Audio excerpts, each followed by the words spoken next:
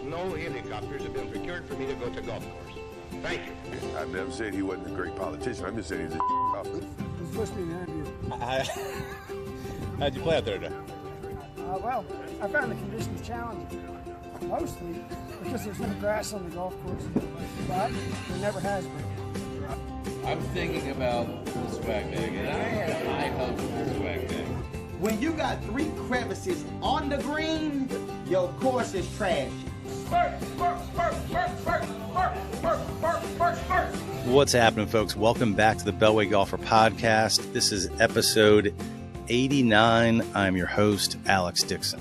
2 podcasts in one weekend, both designed in a way to accompany the U.S. Adaptive Open that's happening in the D.C. area this week, taking place in Rockville, Maryland at Woodmont Country Club's South Course.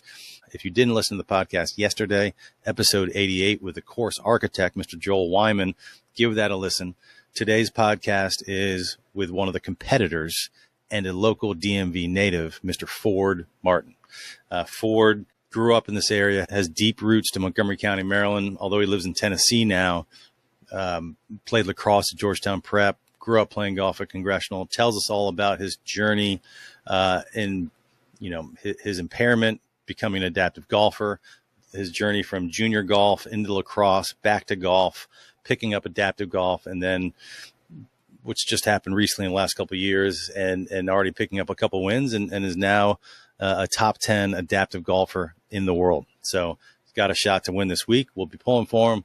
It was great to chat with Ford, get to know his story a little bit, and kind of get to hear what he's all about. We'll get to the conversation. Just a reminder, if this is your first time listening to the podcast, head over to beltwaygolfer.com, sign up for our free monthly newsletter all about golf in the capital region and the DMV. Just submit your email. It's free, and give us a follow on Instagram and other social media at Beltway Golfer. But let's go to the conversation. Episode 89 with Mr. Ford Martin. Enjoy. Welcome to the Beltway Golfer Podcast, Mr. Ford Martin. How you doing this morning? Thanks so much for having me on, Alex. I'm doing great. It was fantastic to meet you at Woodmont on Monday at Media Day. Thanks for coming out and supporting. Absolutely. So, yeah, I'm not sure what day this podcast will be posted, but likely the day or two before the 2025 U.S. Adaptive Open at Woodmont Country Club on the South Course, which will be your second Adaptive Open, right? Correct. My first Adaptive Open happened really quick last year in terms of finding out that I could be physically eligible to play adaptive golf. And last year was the first year they had qualifying for the U.S. Open in Kansas at Sand Creek Station. I went down and I saw, after some encouragement from my friends, they said I should see if I physically qualify. I went down and saw the head assessor in Atlanta. I'm living in Nashville now, but the whole 3-hour drive down to Atlanta, I was thinking to myself, this guy's going to see me swing a club 118 miles an hour and be like, get out of here. But he had me doing some balance exercise with my orthotics that I wear on my legs. And within 10 minutes, he was like, you 100% qualify. At first, he said I would be in the lower leg impairment category, but since it is neurogenic, I was born with neurogenic club feet. I've been in the neurological impairment category, which this year has been changed to the coordination impairment category. Interesting. I got the world ranking for golfers with a disability card last February 2024. And then I signed up for the first available qualifier closest to me, which was in Atlanta at the Bobby Jones course, the Magnolia routing. It was a little odd because you played the same 9 holes twice in a row, but it was a good time to have my first bogey-free round and shot 5 under, won the qualifier there, and wow. Went out to Kansas, and it's all been a great experience. I know it's been a little bit chaotic, but nothing but good things to say about the whole experience. So a lot of questions. So let's start with that process of, does everybody who becomes an adaptive there's multiple usages of the word qualifies, but qualifies to be an actual adaptive golfer, that process of where your impairment qualifies you to participate in these events, does everybody kind of have to go through that process where they go see somebody in person and kind of they get an assessment of some kind of their impairment? It really depends. To first start the process, you need to submit a letter from your doctor. And my doctor submitted a letter, said, my orthopedist actually, who fused my ankles. I've had 4 surgeries on both ankles, the last of which was when I was in 4th grade. So it's been a while. So submitted a letter from my doctor, and there are a few assessors that are qualified by the USGA to assess to play in competition throughout the U.S., the closest of which to me was in Atlanta. And we did try to hop on a Zoom call with my physical therapist in Nashville, but it was a loud room, open physical therapist's office with a lot of other people getting treatment in Nashville. So the physical assessor in Atlanta said he would have to see me in person. And so that's when I went down to Atlanta and was assessed. There's so many things in the adaptive golf community that consider everybody's impairment. There's so many different impairment categories. So I'm not sure specifically what the process is for, let's say, the arm impairment or other impairments. But in my case, I had to send a letter from my doctor, which I think everybody has to do. And then I went and saw an assessor in person. And by the time I got back from Atlanta to Nashville in the car, I had an email with my pass number, EDGA. There are a lot of acronyms in the adaptive golf world and in the world in general, but it's actually the European system that is the EDGA, which stands, I'm trying to look it up what it stands for. I was on their website earlier today, actually, when I was doing some research on this. I didn't catch what the acronym actually stood for, but I was looking at the process. Yeah, by the time I got home, I had a WR4GD pass number, which I enter every time I register for an adaptive tournament. So that's been cool. And also the WR4GD, I did see that's world ranking for disabled golfers. Correct. And the DP World Tour works a lot with I think they're working and signed a contract with the world rankings for golfers with a disability. And the DP World Tour does something really cool not every, but I'd say 8 stops on the DP World Tour. They hold an adaptive tournament on the Monday and Tuesday of the DP World Tour tournament. So it's at the same course. So a lot of very cool courses, and the whole build out is at the course. So it's really cool. I'm hoping to play in one of those here soon. Very cool. So to your situation specifically, so your impairment is bilateral neurogenic club foot. Correct. Could you explain to listeners a little more specifically what that means? Sure, absolutely. The way my parents tell the story is when I was born, my feet were turned sideways and the bottoms of my feet were facing each other. So when I was younger, my parents brought me all over the country to try to find a doctor to see what was the best way forward in terms of surgeries. There were discussions about putting bolts in my ankles. And also what we ended up going with is surgically fusing the bones in my ankles. So the neurogenic part is interesting as well. It's not just your typical club foot, but the muscles below my knee don't fire. Below my knee, the muscles, tibia, fibia, are pretty much non-existent, and my lower leg is very thin. But when I was in 4th grade, I had my last surgery. They would do 1 foot at a time so I could get around on crutches and be somewhat mobile there in middle school. I became a pro on the crutches, and they fused the calcaneus, navicular, and talus in both of my feet. It's called a triple arthrodesis. And basically through the surgeries, the bones naturally fuse together. So there's no metal in my feet. It's just bones that as I grew, they fused together. And I know a big part of planning the surgeries was to make sure I hit a certain point in my growth plate so that they didn't fuse the bones before the bones stopped growing as big as they would get. So I wear orthotics on both legs.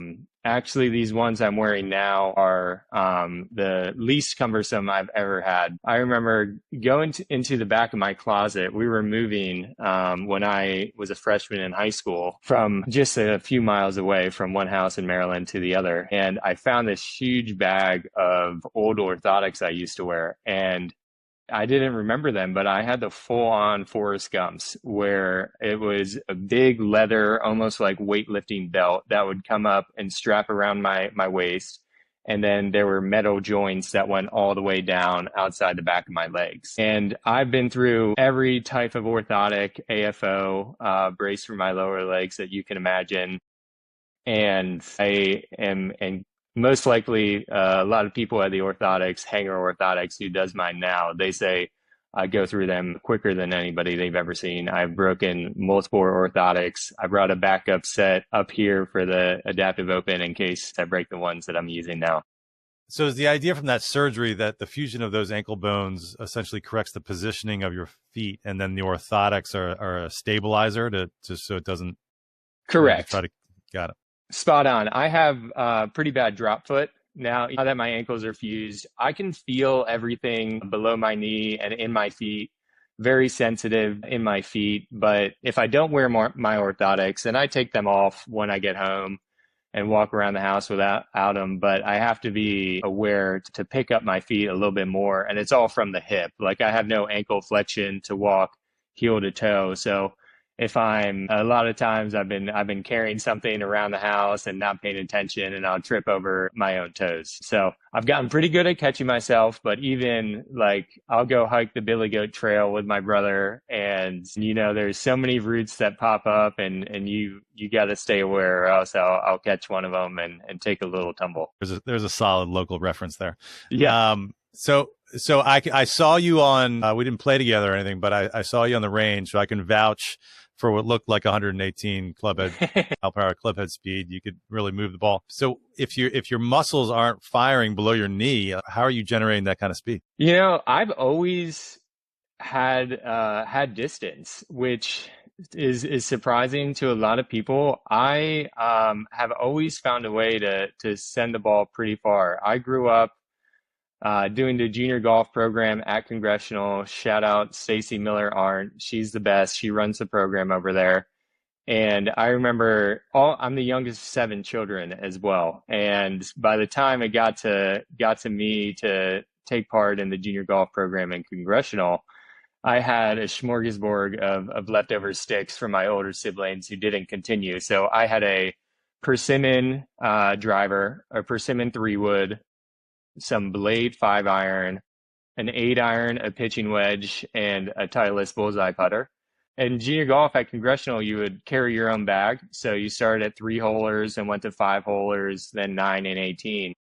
And I remember there was some concern. I don't know if I was concerned, but when I made the jump from 9-holers to 18-holers, there was some concern if I'd be able to get around carrying my own bag. And to answer your question about the speed, and it just is, I think, an overwhelming consensus in most aspects of my life, is I've just found a way. I do get pretty bad tightness in my lower back, so my wife will tell you that I'm the person that stretches the most in the world. I'm, constantly when we're watching TV, down on the floor, stretching and all that. But I think, I'm biased. Obviously, there are some drawbacks on uneven lies and everything, not being able to have the ankle flexion to adjust to lies sometime, or, they talk about ground force reaction and players jumping. My vert is pretty low, I will admit, but so is mine, but I don't have a good excuse. Go ahead. Ever since I can remember, I just thought it was normal. Every time I would leave the range, and I would love just banging drivers on the range. People at Congressional will tell you when I was younger, not many clubs came out of my bag except driver. And every time I would leave the range spot, there'd be divots where my feet were. So I was always able to use the ground really well. And I'm not sure kinematically, biomedically, why I think that benefits me. But I think I'm able to use the ground with a lot more of my weight than people would expect. Yeah, that's interesting. You'd think there'd be Or there might be something in there, you know, where the muscles or the pieces that you lack, maybe in some backwards way, are actually helping you with your connection to the ground. Who knows? Right. That's really interesting. So you've already touched on a couple pieces there locally. Let's go to your upbringing. You mentioned that you played junior golf and you're a part of the program at Congressional. So you currently you're talking to us right now from Tennessee, right? But you're a native of the DC area, of Potomac, Maryland. Right now, I'm in Maryland. I'm at my parents' house in Avenel.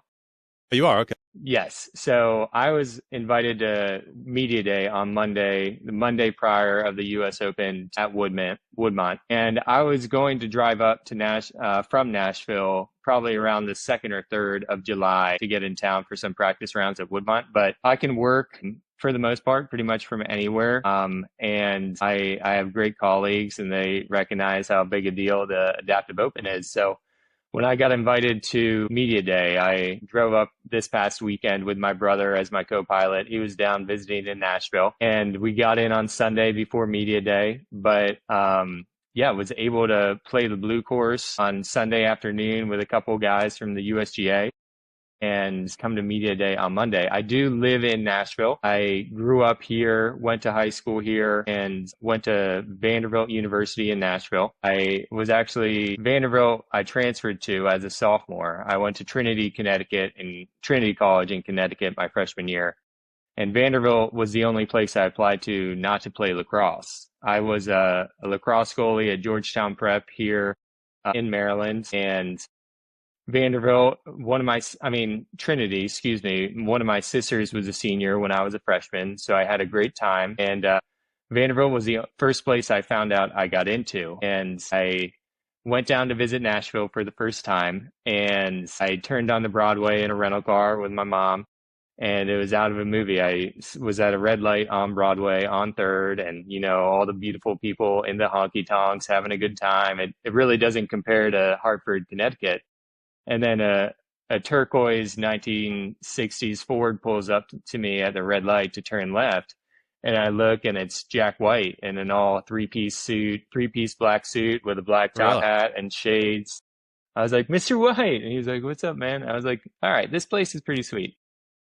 So long story short, ended up going to Nashville and Vanderbilt. And in one of my first semester classes, I was seated next to a senior on the women's lacrosse team. And we got to talking about how the goalies on the team never got really individual attention. And I was a goalie at Georgetown Prep, and I came on as an undergrad assistant for the Vanderbilt women's lacrosse team, focusing on goalies. And then so I did that for 2 years, and then 2 years full-time after I graduated from Vanderbilt. So I was down in Nashville from 2012 to 2018, and then came back up here to Maryland to start a career in construction development, which is what I'm currently doing. You'll like this. After lacrosse ended and coaching lacrosse, I'm a borderline psychopath competitive person. I'm extremely competitive, and I just needed something to help quell that competitiveness fire. And like I said earlier, I've always been able to hit it far, but I made a point of, I was working construction in Tyson's Corner. I actually helped build the Capital One's headquarters in Tyson's. But I was clocking into the site at 6:30, 6 o'clock, and I could clock out at 3 or 3:30. So I bought myself a new putter. I bought myself a TaylorMade Spider X in 2018, and I bought Bob Rotella's Putting Out of Your Mind. And I made a point to go and practice putting every day after I clocked out at Congressional. And I was fortunate to be hanging around a mid to high single digit handicap when I was still coaching lacrosse and playing lacrosse. But it turns out practicing your short game is good for you. So I was able to get down to a scratch and now a plus golfer. Yeah, that was kind of be my next question. But first, I do have to note that's kind of hilarious, the Jack White story. I have a really good friend who lived in Nashville for a few years, and his first celebrity sighting in Nashville at a kid's playground whose kid was also at the same playground was Jack White. So I guess no way. I guess that's maybe that's everybody's Nashville experience is running It's into Jack White? crazy. Yeah, I've had to learn to let the artists and celebrities be when I see them. I was a fangirl at first when I'd see people. I'd be like, "Oh my gosh, like, hi, can I get a photo?" But I need to be chiller now that I'm a Nashville native, and that's what they expect, I think. So back to the golf, though. So, I mean, you participated in the junior program at Congressional, so you were clearly a golfer. Did you golf? It sounds like golf took a back seat to lacrosse for your teenage years. Is that fair? Definitely. You know, as well as anybody, lacrosse in Maryland is like football in Texas. Grew up worshiping the Georgetown Prep lacrosse team. My two older brothers, Chase and Ross, went to prep and played lacrosse there. And that was, I'd say, the height of, I remember Chase, who graduated in 2003 from Georgetown Prep. He was one of the first teams to beat Landon. And that rivalry, just going as a young kid and seeing all the people surrounding the old grass field at Landon with just a little string of rope to stop them from going onto the field, and how rowdy everybody was, I was like, I want to do this. And it turns out that the best way to be able to hang out and play with my brothers when they were practicing lacrosse in the backyard was to put a helmet on and hop in goal. I was taking heavy heat from a young age, but that's how I turned into a goalie. And yeah, lacrosse was my first love. I remember I went to Norwood Middle School right across from Congressional, and lacrosse at Georgetown Prep would take pretty much your entire year, except for a few months in the summer. So you'd have fall ball, spring ball, and then go on playing recruiting tournaments during the summer. And my dad and I would sign up for, it used to be I don't know if it's still around. I don't think so. It was a Plantation Junior Golf Tour, which was in the area. I would go and play in these Plantation Junior Golf tournaments with not being ready. And I remember vividly, it's a core memory. I was to the right of a green on a par 5 and 2, and then I should have been an easy up and down birdie, and I duffed my chip, and it came right back to me, sat in my own divot.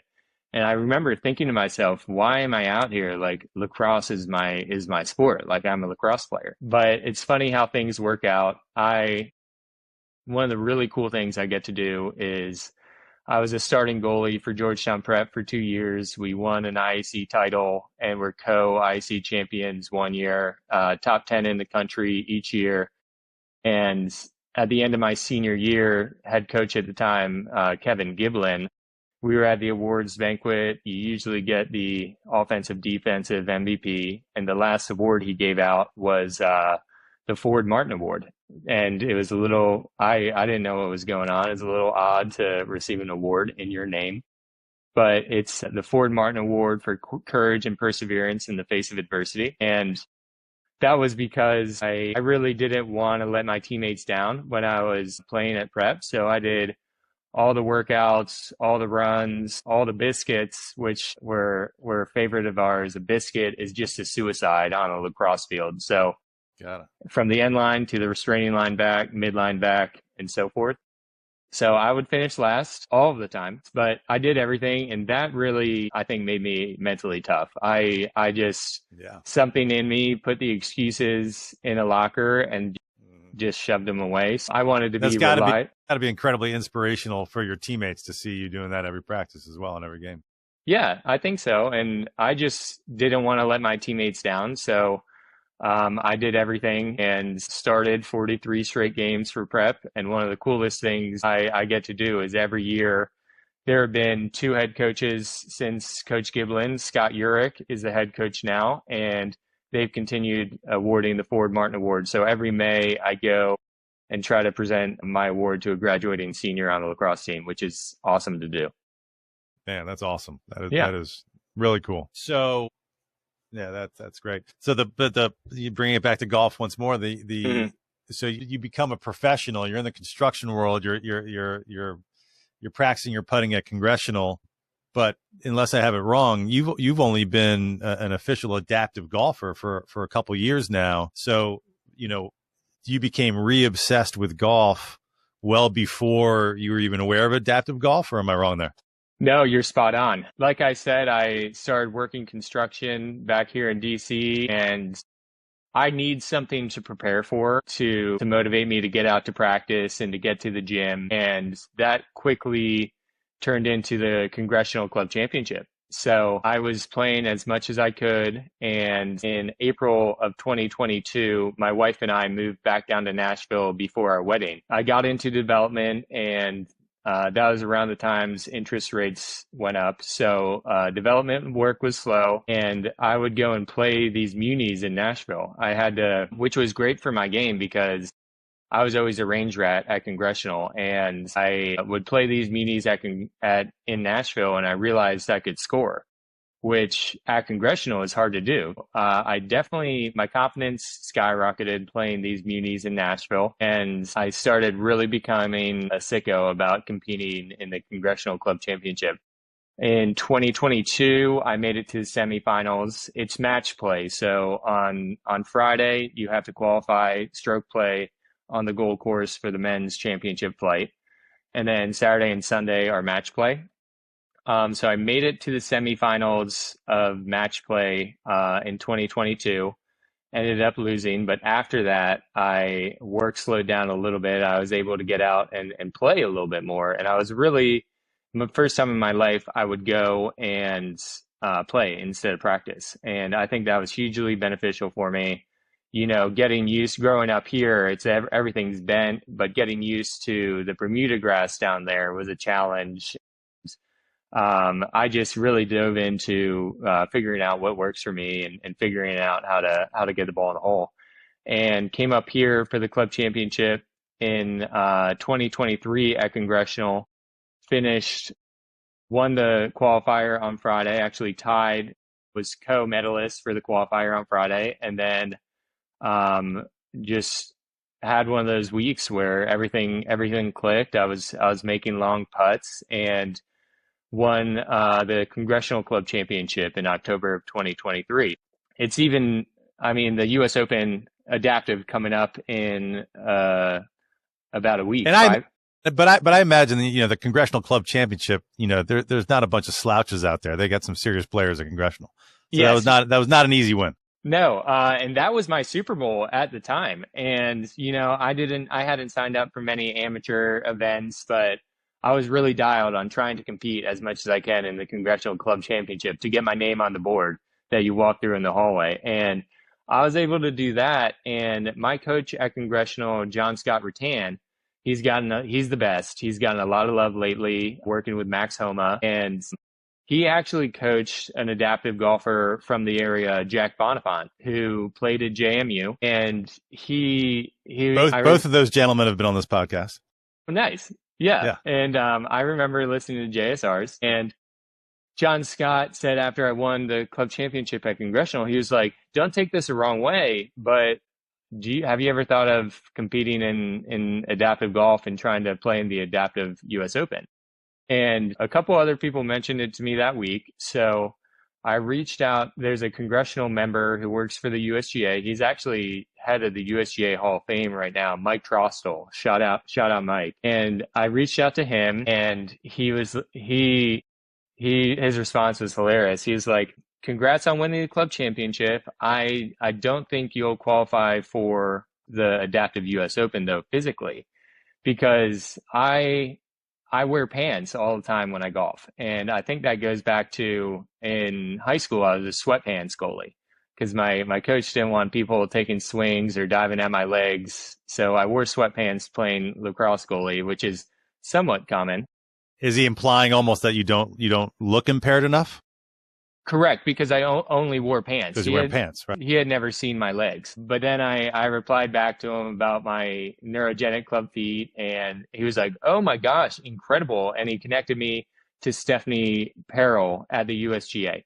And that's what got the ball rolling to go down and get assessed in Atlanta and started this whole journey. So only been a little bit more than a year. The qualifier for last year's Adaptive Open in Kansas was last April. And ever since I was wrong in hindsight, but I was in preparing for the US Adaptive Open in Kansas. The first 2 years it had been at Pinehurst.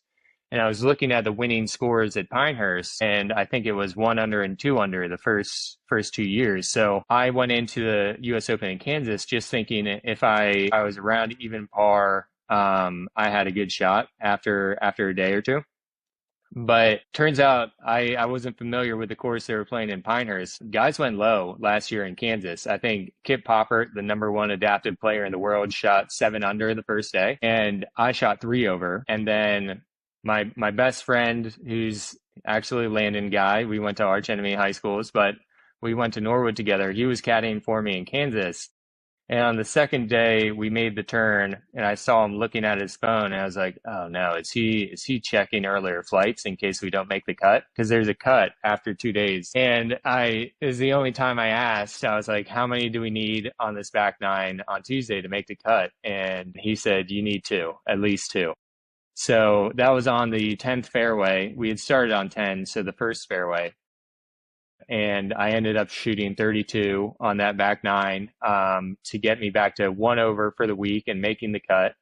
And then the last day, last Wednesday in Kansas, I shot a 66 to finish T for 5th, and the top American, which was very cool. Yeah, I mean, it's super impressive. So that's one of the 2 ways you qualified into this year, right? The top 5 and ties gets into the gets a return invite to the 2025 adaptive. Correct. So I didn't have to qualify this year. I was exempt.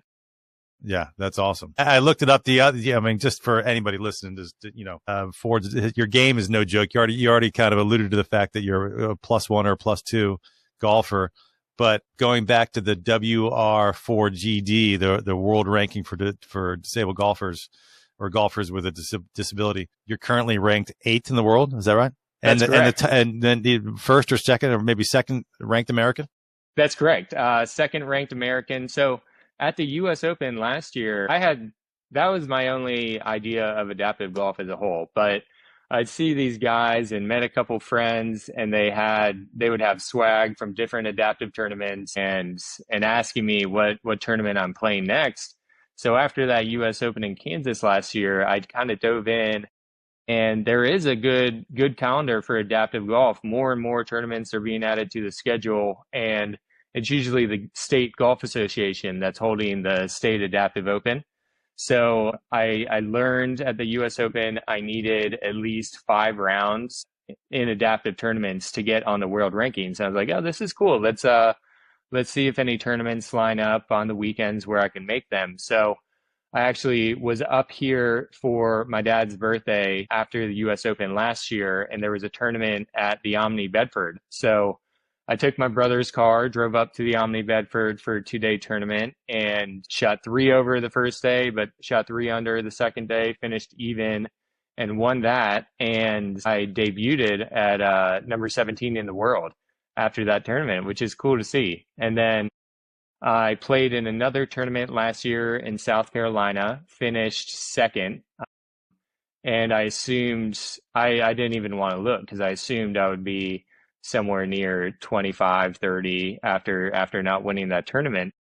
My wife looked and she was like, "You're up to number 7," and I was like, "Oh, did not expect that." But it takes all your scores throughout the adaptive tournaments you play in, and there's some sort of weighted average. I'm not sure how it worked. So I played in 2 tournaments after US Open last year. And then last tournament last year, I won the Arizona Adaptive Open in December, which was pretty cool. Yeah. As more and more adaptive kind of regional events pop up, are some of these becoming, is there becoming more of a network of these where they become qualifiers for the adaptive? I'm kind of curious, like based on what you've seen, even though you've only been an adaptive golf for a couple of years and only played in a handful of events, even though you perform really well at them. Where do you see this kind of adaptive golf landscape 3 or 5 years from now? I would love to see, like I said, right now, it's mainly the state golf associations and the USGA that are having the big tournaments, the US Open being the largest. The US DGA, another acronym, Disabled Golfers Association, also has what I refer to as their equivalent of the PGA Championship in Florida in May, and that's a big 3-day tournament as well. So most of these they actually hosted that at Laurel Hill in Lorton a few years ago. Oh, no way. Had some of their competitors on the podcast. Yeah. Awesome. Yeah, so I think it's growing. I played 2 weeks ago in the Chicago Adaptive Open, which is one of the only ones in the States that has a purse. But it's incredible what these golf associations are putting together in terms of the competitions and the build outs. And now it's getting more and more competitive to get into these adaptive tournaments, which is great. And the European Tour, like I said, the DP World Tour, partners with some events to have adaptive tournaments. And those adaptive tournaments are, for the most part, the top 10 players in the world that are invited. I know last year, the CJ Cup in Texas did something similar and invited the top 5 or 6 male players in the world and top 5 or 6 female players in the world, and had a adaptive tournament the Monday and Tuesday before the CJ Cup. And I actually talked to the PGA Tour this winter and let them know I'm available if any of these tournaments are on the fence about having an adaptive tournament. I would love to coordinate or do anything I can to get more exposure. I would love to see in the next 5 years, to answer your questions, to have a similar setup as they have on the DP World Tour in terms of partnering with Adaptive Golf and getting us hosted at these awesome venues that are hosting PGA Tour events, and maybe using the PGA Tour social medias and getting the word out there about adaptive golf, because the connotation is that maybe it's not as competitive as people would think, but the people playing are very good golfers, and it's going to be a lot of fun to see how it grows. That's a big piece of why I'm excited to go out and watch some of the action at Woodmont next week. Is I attended a little bit of that USDGA event at Laurel Hill, but I have not been to an adaptive open in person yet. But it's watching these scores, and like I said, I chatted with Jack Bonifant a couple of years ago on the podcast. He's a plus golfer, made the JMU golf team. You're a plus golfer. I mean, you guys are not. I mean, you guys can kick my ass in golf. I mean, I'm a 9 or 10 handicap. Like, I can't hang with you guys, and to watch you guys in real life, it's gonna be awesome. See. Is there any chatter? Like, it seems like that kind of momentum where there's more of a partnership with some of the major tours, PGA Tour or otherwise, is only a matter of time. Is there any kind of chatter? You mentioned one of the events does have a purse. Mm-hmm. Do you see a scenario where there's almost becomes a professional circuit, or there's more money in it? I think in a few years it's definitely possible. Right now, most of the players in all of these tournaments are paying their way to get to the tournament, to play and to stay. Actually, next week in the U.S. Open, for the first time, Deloitte is partnering with the USGA and doing player reimbursements up to $3,000 for travel and vacation. I mean, hotels and rental cars and all that. I definitely think there is more money going into the adaptive golf. And also this year's final round at Woodmont on the South Course will be live on Golf Channel, which I think will be great. And we'll get a lot of people interested, and maybe sponsors, I think, is the next step that we need. Yeah, no doubt. Yeah.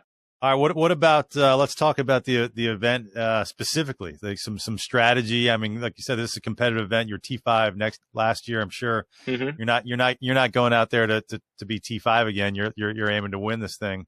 You played the South Course, you said, a couple times already, but you played just recently on Monday. Give me your thoughts on the course and some strategy, and, what some holes you like. Absolutely. I'll start with, after playing in the tournaments last year, I realized I have a decade subscription. I always do my decade stats. Nice. And in these tournaments, for me to score better and to win more, I needed to get better on my wedge distance control. So I'm a junior member here and at Congressional, and had to write a big check when I turned 30. So my membership in Nashville is at PGA Tour Superstore, and I have been grinding on the wedge combines and getting my numbers right. Fortunate enough to have Titleist reach out at the beginning of this year and provide me with all new sticks, which have been great. So I've got my wedge gapping dialed in, and this week, it's been a great little training camp, being able to play and practice at Congressional. Woodmont South Course is very similar bent grass greens to the blue course at Congressional. So it's been very valuable to get up and be able to practice on those. But what I like most about the South Course, I played for the first time Memorial Day weekend with a friend who's a member, and they were having the senior PGA at Congressional. So I got over there, and the first thing I noticed is the green complexes and the bunkering and the undulations in the greens. It's pretty cool, pretty fantastic, which I feel benefits me. I'm like a little Spieth-like in that I like to be creative, and I don't like to, if it's a 30-yard pitch and not much going on the green, I have too many options. I end up overthinking it. But if there's a hill over here and some undulations and a way to get the ball to the hole on the ground, I feel like that's where I thrive and end up using my creativity. But also about the South Course, which I really liked, is other than one hole on the back, number 13, it's pretty much driver everywhere on the par fours and par fives, which is my strength. I think the more times I can pull the driver, the more it benefits me. So just in comparison to last year, and in Kansas, I was hitting 3-iron off a lot of tees, and that was somewhat the course and somewhat me thinking I just had to hang around even. The Zoysia fairways at Woodmont are pure. It's like it's barely teed up every time. I think pulling driver as much as I can will benefit me. My caddy, Kevin, and I talked about it yesterday. There's no need to, there's a drivable, semi-drivable, depending on the wind, hole on the back, number 14. And we hit a tee shot with a 7-iron, then we hit one with a driver, and I got into the green side bunker. And even if it's the hardest pin on the green, I think I'm going to hit a bunker shot closer than I would a 100-yard wedge shot. So I've been diving into my stats, following Scott Fawcett as much as I can, and I'm also stacking. I timed it up, so Stack has been one of my favorite training aids in the past 2 years or so. I timed it up so I finished a Stack program this Saturday, and I feel like that helps not just with the driver but with the sequencing for my swing. It's cool to be able to see what is adding or taking away from club head speed with what I'm doing with my body. So I feel like I'm in a good sweet spot with driver coming into form and the wedge distances being pretty dialed. It'll all come down to putting for me, and I've been working really hard on the putting as well. So we'll see how that goes. I have a little putting combine I do at home in Nashville, and it's funny. I've got a different public course in Nashville for every part of the game I want to work on. So I know which course has slightly better balls where I could go hit driver.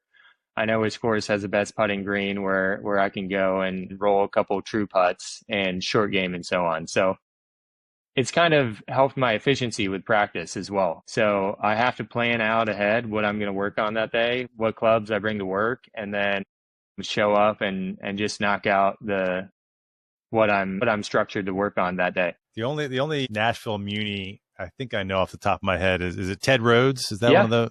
Yeah, Ted Rhodes in North Nashville. That's a good spot. Yeah.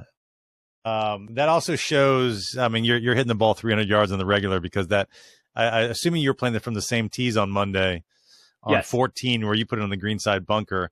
I thought I hit one perfect, and I was sitting 1 yard short of the bunker that was 40 yards from the green. The cross bunker. Yeah. The cross bunker. Yeah. Oh my gosh. I thought I cleared that. I get up there and I'm sitting short of that. I'm like, oh my gosh. It's just goes to say how well the redesign looks visually off the tee and into the greens. On some holes, it looks like you'll be short of the bunker, past the bunker. It looks like the pin can be on an island in a bunker. It's really cool to look at. Yeah.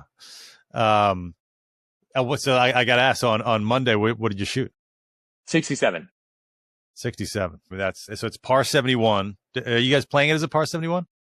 Well, I was 4 under, and the 7th hole at Woodmont on the South Course is a par 4 for the members, downhill, straight par 4, but we're playing it as a 5 for the U.S. Open. So I either shot it'll be a par 72. 67 or 68. Yeah. Got it. Interesting. Very cool. Well, it's going to be a lot of fun. Do you guys get a couple more practice rounds over the weekend there? Or? Yeah, I'm trying to balance saving my legs for the tournament and playing as many practice rounds as possible. So I'm signed up for a practice round on Sunday and on Saturday, but I think I'll probably just go with the one on Sunday.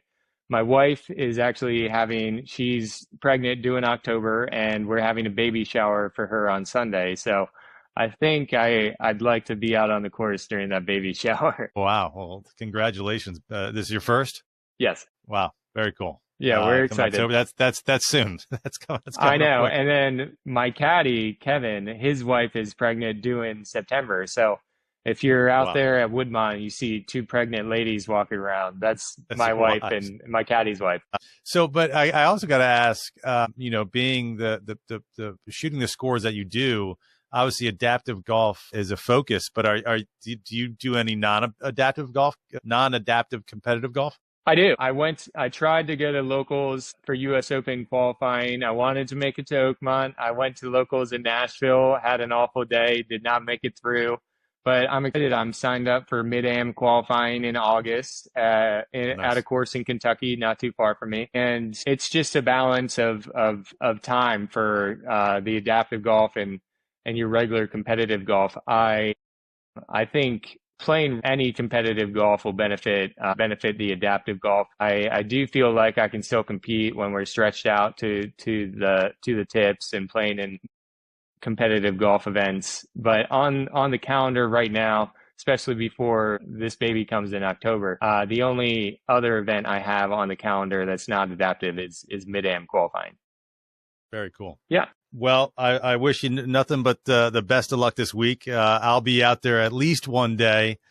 I might have to head out of town and miss the final round, but I'll get out there and I'll follow you for a few holes without a doubt. And I know you'll have a good local crowd here behind you cheering on the hometown kid. Yeah, I appreciate it, Alex. Thanks so much for having me on. Enjoyed the conversation, and thanks again for coming out. Appreciate it. Have a good one.